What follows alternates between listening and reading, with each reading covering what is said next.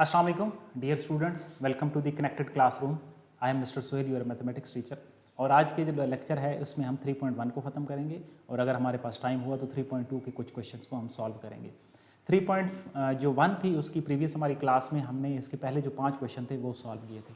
आज हम 6 और 7 जो वेन डायग्राम का क्वेश्चन है उसको सॉल्व करेंगे।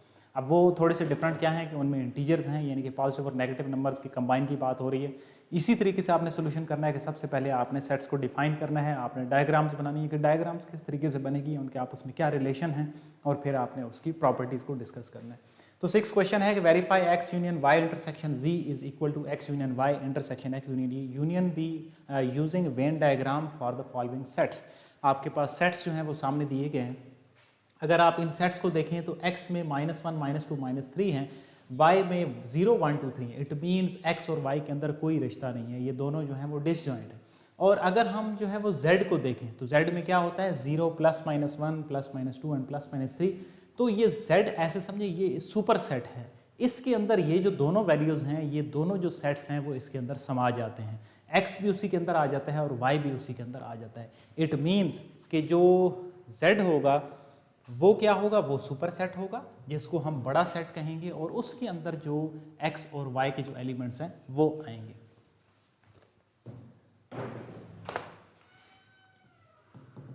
सो स्टार्ट करते हैं। x क्या है -1 -2 और -3 हैं, और y जो है वो है हमारे पास 0 1 2 और 3, और जो हमारे पास z है उसमें है 0 +-1 +-2 और +-3। अब प्रॉपर्टी हमने शो करानी है कि x union y intersection z is equal to x union y और इंटरसेक्शन x यूनियन z। कल मैंने जो व्हाट्सएप का चैनल है उसमें एक MCQs भी दिया था कि एसोसिएटिव लॉ ऑफ यूनियन, उसमें कोई 60 से 70 स्टूडेंट ऐसे थे जिन्होंने ठीक आंसर किया था, लेकिन 30-40 ऐसे भी थे जिन्होंने इस प्रॉपर्टी को जो है वो ठीक किया हुआ था। A union B union C is equal to A union B union C। अब इसमें कहीं पे भी कोई ब्रैकेट्स नहीं है, तो ये ठीक नहीं है। तो इसकी जो प्रॉपर डेफिनेशन होगी वो होगी कि आपने जो ब्रैकेट्स हैं उनको आपने क्या करना है, शिफ्ट करना है। सो मैंने देखा आपका रिस्पॉन्स देखा तो मैंने कहा पहले ये बता दूं। अब ये कौन सी प्रॉपर्टी है, यूनियन ओवर इंटरसेक्शन की प्रॉपर्टी है। एक्स की यूनियन ओवर इंटरसेक्शन की आपने प्रॉपर्टी शो करानी है। सो सबसे पहले कौन सा मरहला है कि आपने डायग्राम बनानी है। अब डायग्राम कैसे बनेगी उसको देख लेते हैं। पहले आप डिफाइन करेंगे x और y को। ये मैंने जो है वो x को लेट से डिफाइन कर लिया और ये जो है वो y को डिफाइन कर लिया। दोनों क्या हैं, डिसजॉइंट सेट हैं, तो उनको हमने लिख दिया। अब आते हैं z पे। तो ये जो क्वेश्चन है थोड़ा सा डिफरेंट है। z जो होगा वो इन दोनों को जो है ना वो ऐसे घेरे हुए होगा, ये पूरा जो होगा वो क्या होगा, z होगा। और आप जानते हैं कि बाहर जो होता है वो सारा जो है वो u का एरिया होता है। सो ये तो थी इसकी डायग्राम की बात। देखें z में 0 +-1 +-2 +-3 हैं। इट मीन्स अगर हम पॉजिटिव की बात करें तो y इसके अंदर आ जाता है, और अगर हम नेगेटिव की बात करें तो x भी इसके अंदर आ जाता है। तो ये हमने इसको डिफाइन कर लिया। अब आते हैं इसकी लेफ्ट हैंड साइड पे। अब लेफ्ट हैंड साइड में क्या है, x union y intersection z। आपको पता है कि पहले जो है ना वो इंटरसेक्शन की बात होगी, y इंटरसेक्शन z, कि y और z में जो कंबाइंड एलिमेंट्स हैं वो आपने निकालने। मैंने आपको पहले भी एक दफ़ा बताया था कि जब इंटरसेक्शन की बात होती है तो इंटरसेक्शन में जो छोटा सेट होता है वो आंसर होता है। अब देखें z और y में से जो छोटा है वो कौन सा है, वो y है। तो y हमारा क्या हो जाएगा, शेड हो जाएगा। तो आप ये लिख देंगे कि x y और जो z का इंटरसेक्शन है उसका जो आंसर है वो ये है।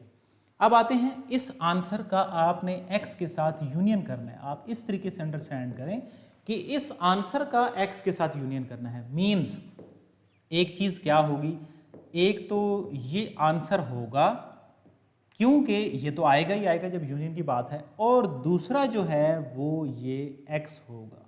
तो फाइनल जो आपके आंसर हैं वो ये दो चीज़ें हैं। जब आप आंसर को लिखेंगे तो आप कहेंगे कि ये मेरा आंसर है, एंड ये जो बॉक्सेस हैं ये मेरे आंसर को शो कर रहे हैं, और यही मेरी क्या है, लेफ्ट हैंड साइड का कंप्लीट आंसर है।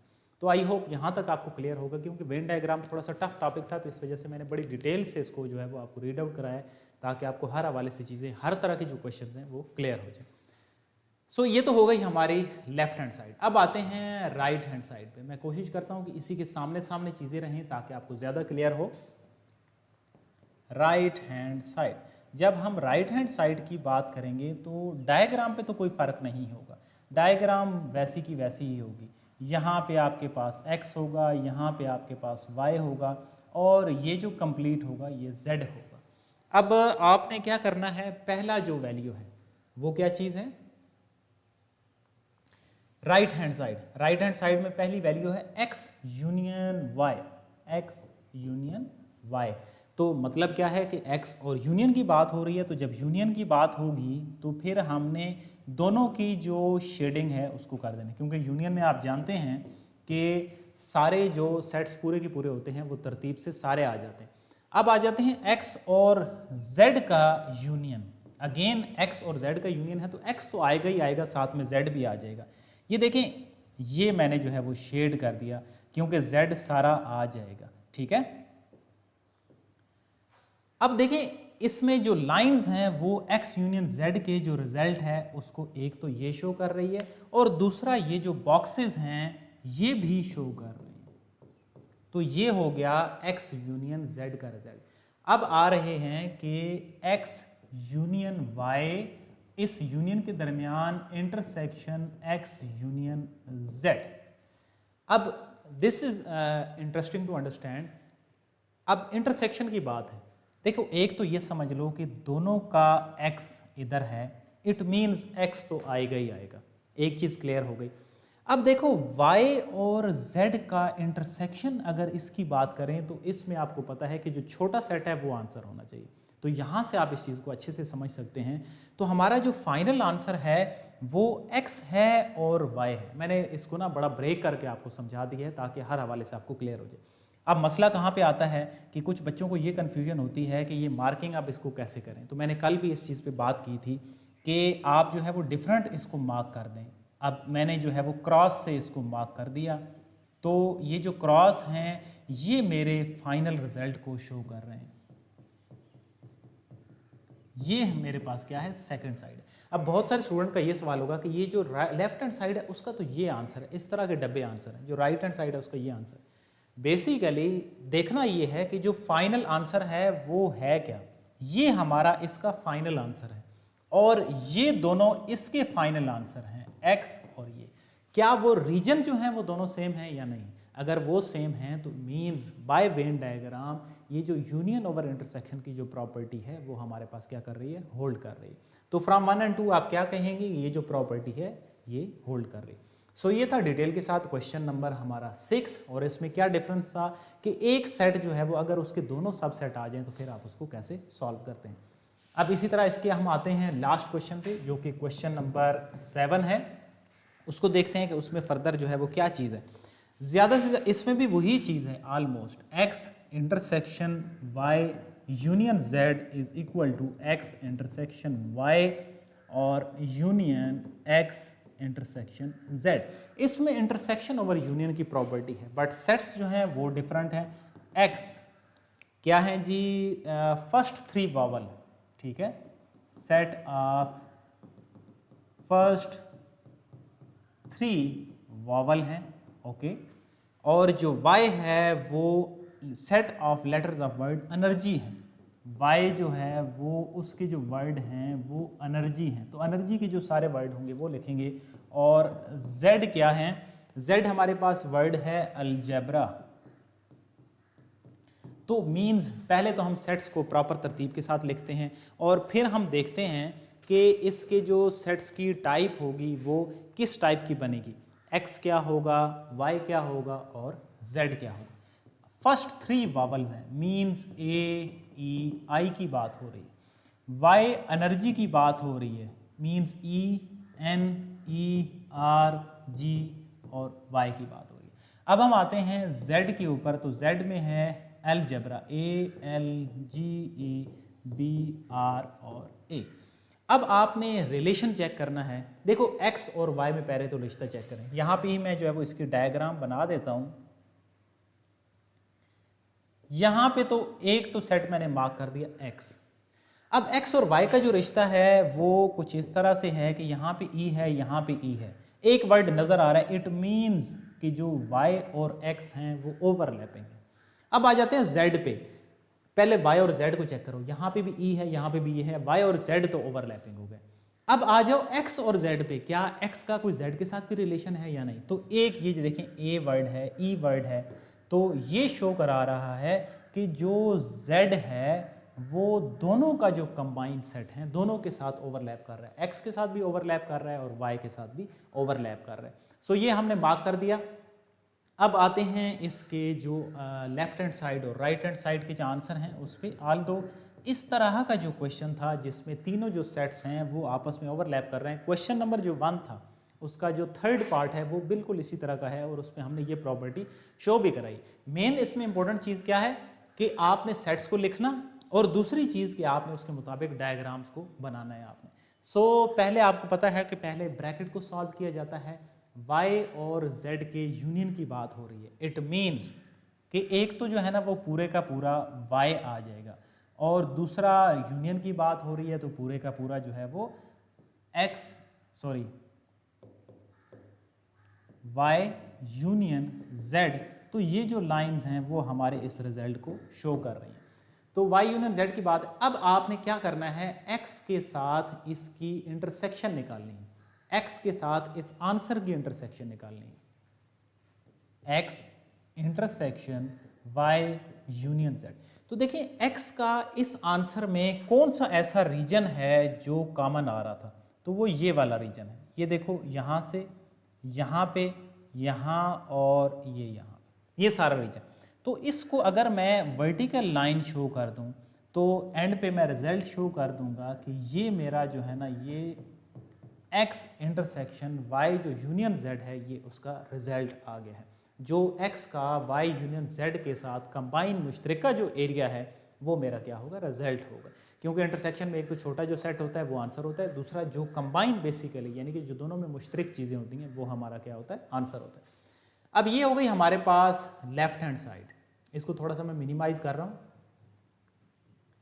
अब इधर ही हम डायग्राम बनाते हैं राइट हैंड साइड के लिए। ये हमारे पास थी लेफ्ट हैंड साइड। अब राइट हैंड साइड के लिए जो डायग्राम बनेगी, डायग्राम पे तो कोई फर्क नहीं पड़ेगा। यहाँ पे x है, यहाँ पे y है और यहाँ पे z है। मेन आपने क्या देखना है, आंसर को देखना है। तो पहले है जी x और y का इंटरसेक्शन। x और y में जो मुश्तरक आंसर होगा वो आएगा। तो x और y के अगर हम इंटरसेक्शन की बात करें तो ये जो रीजन है ना, ये x और y का कंबाइन रीजन है। तो ये मैंने इसका आंसर कर दिया। अब आते हैं x और z का जो इंटरसेक्शन है उसमें। तो इसमें हमारे पास जो रीजन आएगा वो ये वाला रीजन आएगा और इसको मैं चलें वर्टिकल लाइन शो कर देता हूं। अब वर्टिकल लाइन जब शो होंगी तो मेरे पास दो तरह के रिजल्ट बन जाएंगे, एक ये बन जाएगा और एक बॉक्सेस बन जाएंगे। अब ये हमने निकाल लिया। अब हमने निकालना है x इंटरसेक्शन y के साथ जो यूनियन है x इंटरसेक्शन z की। मतलब क्या है, अब इन दोनों आंसर को इकट्ठा कर देना है। तो जब इन दोनों आंसर्स को इकट्ठा करोगे तो जाहिर सी बात है दोनों आंसर्स में आ जाएंगे। अब यही मेरा जो फाइनल है ये रिजल्ट बन रहा है और इसको हम इस दफ़ा जो है वो डॉट से शो कर देते हैं। तो जो मेरा डॉट है वो मेरी जो राइट हैंड साइड है उसके जो आंसर्स हैं उनको शो कर रहा है। इधर से आपको आइडिया हो जाता है कि क्या लेफ्ट हैंड साइड और राइट हैंड साइड के जो फाइनल रिजल्ट हैं वो जो रीजन है क्या वो सेम है या नहीं। अगर वो सेम है इट मीन्स ये वाली जो प्रॉपर्टी होगी इंटरसेक्शन ओवर यूनियन की जो प्रॉपर्टी होगी वो हमारे पास क्या करेगी, होल्ड करेगी। सो ये था हमारा क्वेश्चन नंबर 7 जिसमें हमने जो इंटरसेक्शन ओवर जो यूनियन की जो प्रॉपर्टी है उसको हमने वेरीफाई कराया और इसी के साथ हमारी ये जो एक्सरसाइज है वो कंप्लीट हो जाती है। अब हम मूव करते हैं अपनी जो नेक्स्ट एक्सरसाइज है उस पे। उसमें स्टेटमेंट में क्वेश्चंस हैं, एक दो उसके नए फार्मूलाज होंगे तो उस पे जो है वो हम बातचीत करेंगे। आपका पेज नंबर है 57। यहाँ पे लिखी हुई है application of the Venn diagram. Venn diagram की जो एप्लीकेशंस हैं उनकी बातचीत है। Venn diagram is a practical mathematical tool for solving real world problems of the set theory. Few of the example depict the vital role of the Venn diagram in problem solving. यानी कि जो set theory के problem solvers हैं, problem solving के लिए हम Venn diagram को show करते हैं। आगे कुछ एग्जाम्पल दी हुई हैं, बट हम क्वेश्चंस पे आते हैं। तो दूसरा जो पेज है उसमें कुछ जो है ना वो फार्मूलाज दी हुई हैं। पेज नंबर जो 58 है, एप्लीकेशन ऑफ सेट थ्योरी, जहाँ पे लिखा हुआ है, इसमें एक लिखा हुआ है कि for any two overlapping sets, अगर दो सेट्स जो हैं वो अगर ओवरलैप कर रहे हों उनके लिए होगा n of a union b is equal to n of a plus n of b minus n of a intersection b। कि अगर हम यूनियन की बात करेंगे n of a union b is equal to होगा n of a plus n of b और minus n of a intersection b। देखिए आपको पता है कि सेट्स के अंदर जो एलिमेंट्स होते हैं वो रिपीट नहीं होते और दूसरा वो तरतीब से आ जाते हैं। तो अगर इन दोनों के दरमियान कोई मुश्तरक एलिमेंट होंगे वो सब्ट्रैक्ट हो जाएंगे और बाकी पीछे जो n ऑफ a यानी कि a के जो एलिमेंट्स हैं, n ऑफ b जो b के एलिमेंट्स हैं, वो सारे के सारे रिजल्ट्स में आ जाएंगे।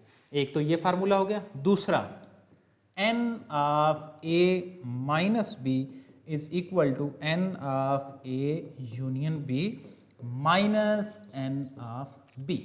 दूसरा ये चीज़ होगी कि अगर हमें a और b का माइनस निकालना है तो वो होगा उनका यूनियन और उसमें से b जो है वो उसके निकाल दो। पहले तो दोनों लिखने हैं, यूनियन लिखना है। यूनियन में से जो n ऑफ b के जो नंबर्स होंगे अगर वो आप निकाल देंगे तो पीछे आपके पास n of a minus b बच जाएगा। Next one is n of a minus b is equal to n of a minus n of a intersection b। ठीक है कि अगर आपको a माइनस बी निकालना है तो उसमें क्या करोगे, a जो सेट है उसको लिखोगे और minus n of a intersection जो b है उसको आप जो है वो मिनिमाइज करते हैं। अगर हम पहले की जो है वो उसको निकालना है तो n ऑफ a के एलिमेंट निकाल दो और a इंटरसेक्शन जो b के एलिमेंट्स हैं वो निकाल दो।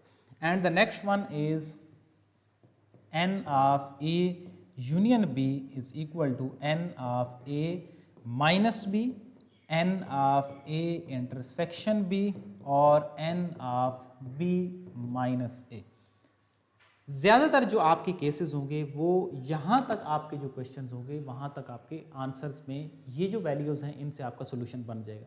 अगर इन केस कोई आपके पास 3 का सेट्स आ जाता है तो उसके लिए एक यहाँ पे फार्मूला लिखा हुआ है कि अगर 3 सेट्स हैं तो फिर हम क्या करेंगे, n of a union b union c is equal to, तो उसी रेफरेंस से ही आप फार्मूले को लिख सकते हैं, लेकिन उसकी जो वैल्यूज होंगी वो बड़ी होंगी। एक तो तीनों फार्मूला तीनों वैल्यू सिंगल सिंगल जो थी वो आ गई। फिर आएगा n of a intersection b, जो a और b के जो कंबाइन है वो निकल जाएंगे। फिर आएगा n of b intersection c और उसके बाद आएगा n of a intersection c और उसमें आपने मज़ीद क्या ऐड करना है, n of a intersection b intersection c। ये थोड़ा सा जो फार्मूला है वो लेंथी भी है और इसको समझना है आपने। तीनों का यूनियन है, तीनों एक दफ़ा आ जाएंगे जिस तरह हमने पहले की बात की। फिर माइनस था a इंटरसेक्शन b, यहाँ पे भी तीनों फिर माइनस हो जाएंगे, माइनस a इंटरसेक्शन b भी हो जाएगा, b इंटरसेक्शन c भी माइनस हो जाएगा और a इंटरसेक्शन c भी माइनस हो गया, तीनों माइनस हो गए। लेकिन एंड पे आपने क्या पॉजिटिव करना है, n of a intersection b intersection c। तीनों एक दफ़ा बारी बारी यहाँ से निकल चुके हैं तो ताकि वो दोबारा से जो है वो ना रिमूव हो जाएं, निकल चुके हैं तो एक दफ़ा उनकी क्या है, एक दफ़ा तो कम से कम उनके जो एलिमेंट्स हैं वो आने चाहिए, तो एंड पे क्या कर देंगे, उनको पॉजिटिव कर देंगे। इसका जो केस है वो मिनिमम है। ज़्यादातर जो आपके फार्मूलाज यूज़ होंगे वो यहाँ से लेकर यहाँ तक यूज़ होंगे, बट आपको फार्मूला आना चाहिए। MCQs में पूछा जा सकता है, कोई वैसे तो है ये lengthy, as a MCQs lengthy है, बट आपको ये जो 4 हैं ये बहुत इंपॉर्टेंट है, ये लाजमी पता होने चाहिए और इसके साथ ये भी आपने ऐड कर लेना है।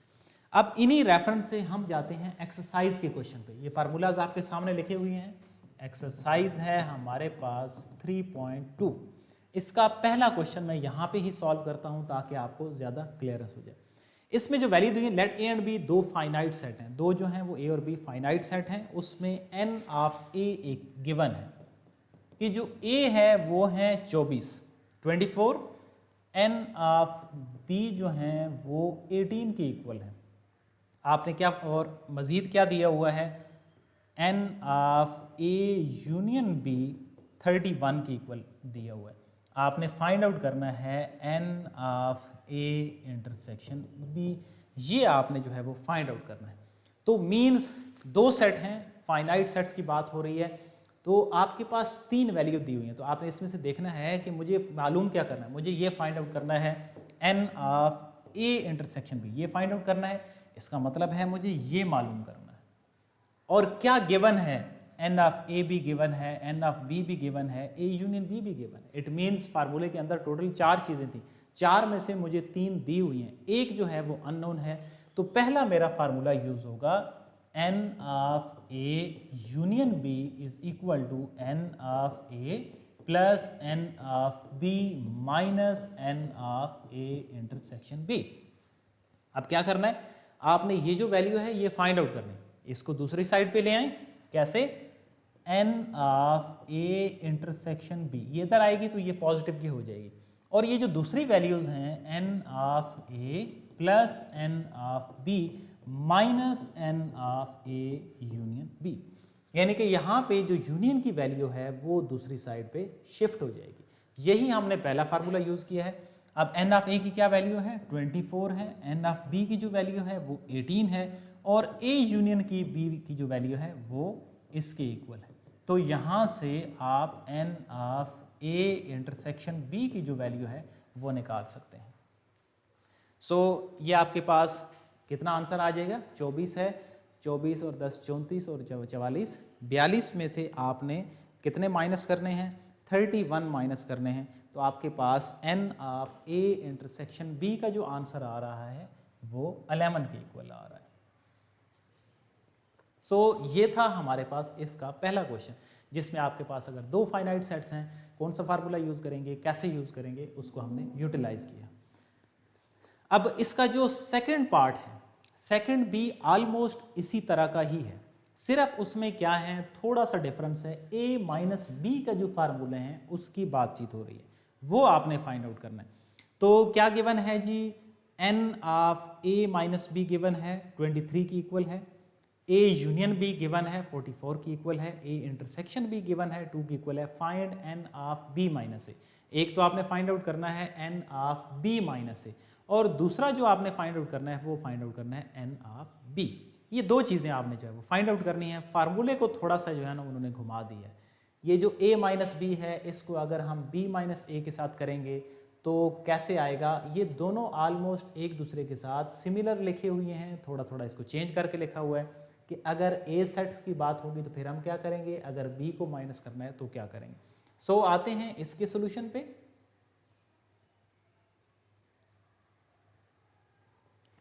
क्वेश्चन नंबर 2 है हमारे पास, n of a minus b, ये कितने की इक्वल है, 23 की इक्वल है।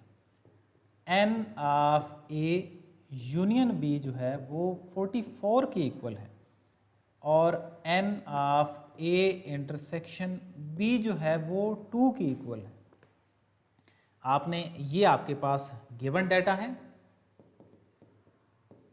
और आपने क्या फाइंड आउट करना है, n of b minus a, एक तो ये फाइंड आउट करना है, दूसरा आपने फाइंड आउट करना है n ऑफ b। ये दो चीज़ें आपने फाइंड आउट करनी है। आपको ना एक सामने इसके हिंट भी दिया गया है कि जो n ऑफ b है वो इक्वल है n of a intersection b minus n of b minus a।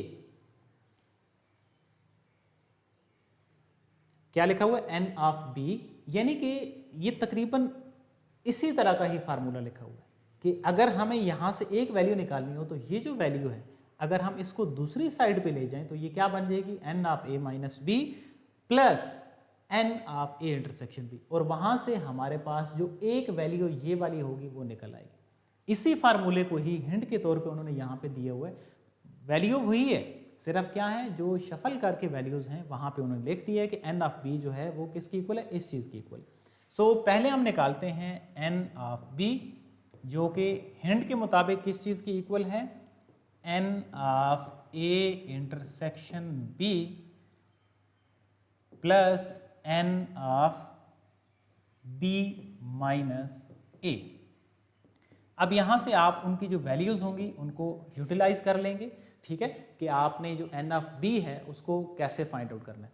But the question is कि आपने ये निकालना है कि क्या आपके पास b माइनस ए की वैल्यू मौजूद है, वो मौजूद नहीं है। तो पहले मीन्स आपको जो b माइनस ए की जो वैल्यू है उसको फाइंड आउट करना है।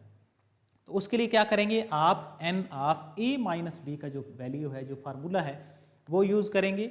वो किसकी इक्वल होता है, अब ये अगर हमारे पास ये वैल्यू मौजूद हो जाए तो फिर हम n ऑफ b तो है निकाल सकते हैं, लेकिन हमारे पास वही वैल्यू मौजूद नहीं है।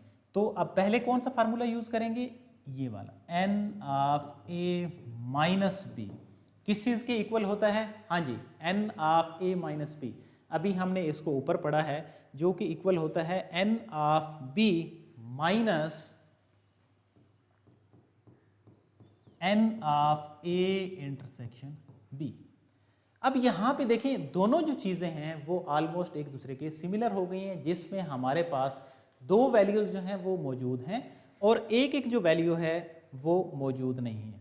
तो आपके पास क्या वैल्यू मौजूद है, n of a minus B की वैल्यू मौजूद है, और दूसरा हमारे पास क्या मौजूद है, a इंटरसेक्शन b मौजूद है। मीन्स हम अगर वैल्यूज़ को सब्स्टिट्यूट करें तो ये हमारे पास बनता है 23 इज इक्वल टू 44, क्योंकि ये दोनों जो हैं ये क्या है, हमारे पास ओवरलैपिंग सेट है, ये दोनों क्या हो रहे हैं, ओवरलैप कर रहे हैं, minus n of a intersection b। तो यहां से हम क्या कर सकते हैं, n of a intersection b को इधर ले आए, 44 माइनस 23 करने से हमारे पास n of a intersection b का जो वैल्यू है वो आ जाएगी। सो इसका आंसर बन रहा है हमारे पास 44 माइनस 23 का आंसर है 21। अब n of a intersection b की वैल्यू हमारे पास 21 आ गई। उसकी रीज़न क्या है कि पहले हमें ये निकालना है कि ये दोनों जो हैं वो आपस में क्या है, ओवरलैप कर रहे हैं। जब हमारे पास ओवरलैप है तो पहले हमें उसकी वैल्यू निकालनी है कि n of a intersection b की जो वैल्यू है वो हमारे पास क्या आ रही है। अब वो 21 आ गई, बाकी जो वैल्यूज़ हैं वो सारी आपके पास मौजूद हैं। अब a इंटरसेक्शन b की जो वैल्यू है वो आप सब्स्टिट्यूट करेंगे और इसके साथ b माइनस a की जो वैल्यू है वो आप सब्स्टिट्यूट करेंगे, तो आपके पास n ऑफ b की जो वैल्यू है वो फाइंड आउट होगी, और वो कितनी है, 44 के इक्वल आ जाएगी। तो इस तरीके से हमने इसकी जो दोनों वैल्यूज़ हैं उनको फाइंड आउट कर लिया। अब इसका जो नेक्स्ट क्वेश्चन है उसमें क्या है, एक स्टेटमेंट के अंदर क्वेश्चन है। स्टेटमेंट में क्या है, ग्रुप ऑफ 30 मैथमेटिक्स स्टूडेंट हैं, 20 likes algebra and 15 likes geometry and algebra, show that the data by the Venn diagram. अब ये भी आपके पास कौन सा केस है, दो सेट्स का केस है, लेकिन पहले जो दो क्वेश्चन थे उसके आपको जो सेट्स की वैल्यूज़ थी वो गिवन थी, ए और बी जो हैं वो सेट्स हैं, उनकी वैल्यूज़ गिवन है। इस क्वेश्चन के अंदर आपने क्या करना है, आपने पहले सेट्स को कंस्ट्रक्ट करना है कि वो जो n ऑफ a है उसकी वैल्यू क्या है, n ऑफ b की वैल्यू क्या है, और फिर आप उसको सॉल्व करेंगे। अगर आपसे ये हो सका तो आपने खुद से इसको ट्राई करने की कोशिश करनी है, अदरवाइज जो हमारी नेक्स्ट क्लास होगी आगे इसके जो है वो काफ़ी सारे क्वेश्चन हैं, तो हम इन्हीं फार्मूलाज को बार बार यूटिलाइज करेंगे और आपके जो भी इसके रेफरेंस से क्वेश्चन होंगे वो आप आसानी से सॉल्व कर सकते हैं। सो ये थी आज की हमारी क्लास, जिसमें हमने 3.1 को ख़त्म किया है, 6 और 7, और जो 3.2 है उसके हमने पहले दो क्वेश्चन सॉल्व किए हैं। मज़ीद अगर आपकी कोई क्वेरी हो तो यूट्यूब का जो कमेंट सेक्शन है वहाँ पे आप कमेंट कर सकते हैं, आई वुड आंसर यू।